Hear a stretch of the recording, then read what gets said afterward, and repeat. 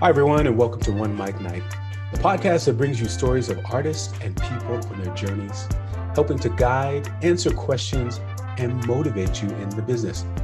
Today is One Mic Night Talk, and I want to thank everybody for joining me again for that. And thank you for submitting questions to ask on the One Mic Night Talk, where we tackle social issues and things to help the community. Today, I'm excited because we have our first returning guest. You liked him so much, so he's coming back. You know him as the host of his own podcast, Sean Inspires. He's a life coach, motivational speaker, and he's also an author coming up soon, which we'll learn about.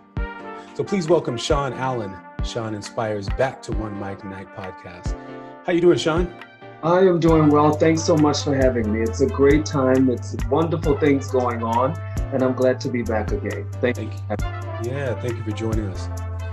So I kind of want to get into it today because people have submitted questions and I have my own personal issues to go through. I don't want this to be a therapy for me, but I hope I'm speaking on behalf of everybody else that's listening and watching. We are right now in a state, we talked about this before, where we are in a pandemic and we are still in the pandemic. It's not over yet.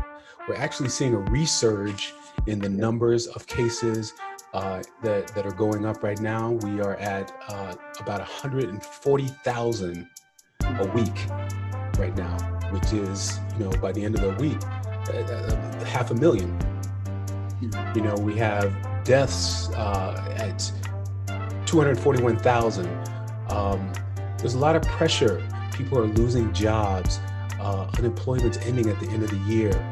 Mothers at home with kids trying to school. Plus work.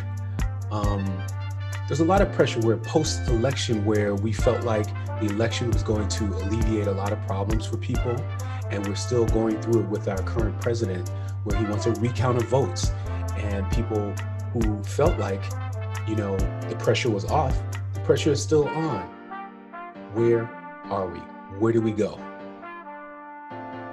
Well, this is a very intense topic, a very intense discussion. So many things, and I don't think that we will be over the hump of this where we are now, probably until the end of next year, hopefully.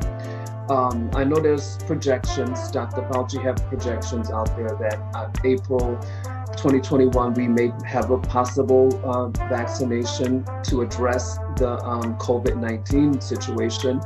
So that is a hope, but there is no guarantee. And so with that being said, I strongly believe in whoever is in the political office. Again, for me, it's very disappointing to find out that so many people have ultimately decided to put their faith and their hope in a political leader. That, who's to say we happen to win again? You have put yourself in a posture to trust this leader in such a way that you become stifled within your own family dynamic, within your own family community. And so I think at this point, even when we got the first lift of restaurants opening, gyms opening, I believe people kind of got so liberated in their thought and in their thinking and lost the precautionary measures to still wear your mask. Right, yes. Yes. They never said stop wearing your mask. Certain places here in Georgia, you're regulated at the gym. You're regulated to wear your mask. You're regulated to wear your mask. We're seeing a spike again because people, even though we've gotten the liberty to go back to everyday activity, minus that, they have not been following the rules and regulations. Absolutely. And I have to jump in for a second, because just yesterday, the CDC announced that they did a study that masks improved or stopped and halted the transmission of the COVID virus by 70%. Wearing a mask. Yeah, absolutely. Absolutely. And I used to work in healthcare and administration, and all of the things that I've learned, those regulations are not just put into place just because. There's a reason, and it curtails at most the major part of risk of bacteria, things being transferred, person to person contact. Right. And so it's a myth, it's a measure of protection for you. And so again, I think when we look at it in a bigger scope, I strongly believe, again, build your community, build and arm yourself with the principles we talked in the last session about building your atmosphere, protecting your environment, infusing your environment where you can be successful in your daily living. And my biggest thing right now is to gather your community, gather your tribe, and make sure that your tribe is safe and make sure that your tribe is protected.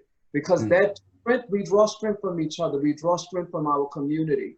And so at that point, I think now with so much media going on, with all of the possible recounts of the ballots and all of that, remove yourself from that and focus on your day-to-day living and operation.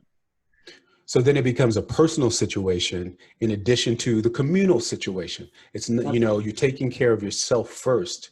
Absolutely. On your daily journey. Absolutely. And just like if you're riding an airplane, it tells you if the airplane cabin happens to lose pressure because there's some major turbulence coming up, don't put the mask on your child first, put the mask on you.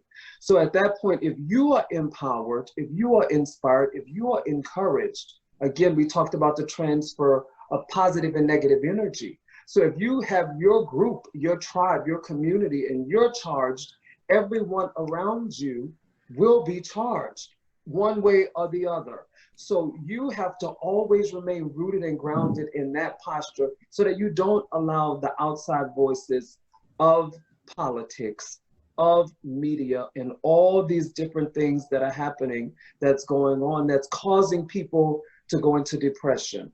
Right. Causing people to go into anxiety attacks. And so at that point, build yourself up from the inside within. Anxiety, depression brings on physical illness. And that is really don't want, especially at a time like this. So in this case, you know, specifically speaking about something like the coronavirus, you're choosing science as you know, the possible solution, or not solution, but a way of relieving all that stress, because in effect, they've found that, you know, the scientific methods helps reduce transmission of COVID, so that can alleviate some of the problems.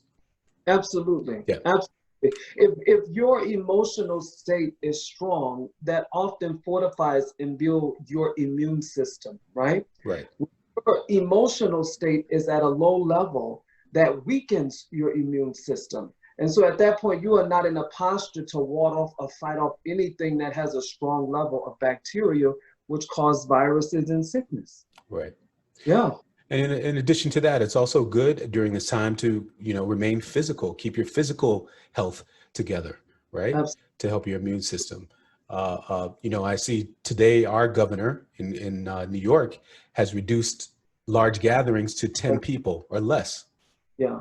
You know, for safety. Restaurants and bars have to close by 10. Yeah. You know, reducing social gatherings. Yeah. So, you know, what do we do on a daily basis? How can we, you know, what's a good mantra or what's a good method, would you say, for us to do something before we get out in the world every day on our journey? I'm a faith man. I'm a man of prayer, a lifestyle of prayer. And so because things are heightening at another level, and we have projections of things going on longer than what we anticipated, right? This is the time you really have to plug in and hone in with everything that you have intentionally to make sure that you fortify yourself. And if you're not doing that, then basically you're leaving yourself open prey for destruction. Right. Whether spiritually, physically, emotionally, financially, you have to make sure that you're willing. Again, you have to be willing to put in the work. You have to be willing to put in the work. You have to, right now, we have to fight to survive.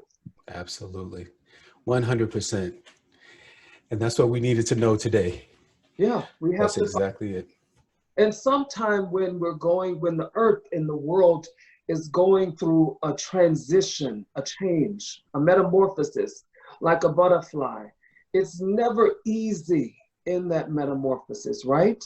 And so, but after we go through the metamorphosis, we bloom and we blossom into something much more beautiful than what we were when we first started in the process. So at that point, you have to keep your mind postured on what's ahead and not just the in between. Look to the future and look at it through an eye of possibility and That's not right. That's you know, absolutely right. Hope and faith. Those absolutely, two. Those absolutely. two. And when you look at the definition of hope, it says that it's an expectation of a situation, an outcome of a situation. So at that point, where is your hope and what is your expectation? You can Right. have expectation or you can have a negative expectation. Where do you choose to place your hope for your outcome? That's basically it. Where is your hope placed? And in who is your hope placed? That's right. Wow. And that's the food for thought we needed for today. Thank you for that. You're welcome. So where can we find you and what's going on with Sean? Oh, Sean Inspires is expanding. It's growing. You can find me on Twitter. You can find me on Instagram. My podcast is on Spotify. I have a book that I've completed a manuscript for that's scheduled to be released in 2021, which is power packed and loaded with so much that we're experiencing now. And interesting enough, this is a daily devotional. And I wanted to create literary material that is applicable to everyday living, to sit Nice. that we are in now. I Mm-hmm. wrote in 2017 when I was going through a metamorphosis. And so at that point, not knowing 3 years later that it would be applicable to where we are now. So I'm excited about the release of that around April, May next year. That sounds good. I look forward to it. And I hope everybody listening and watching looks forward to it as well.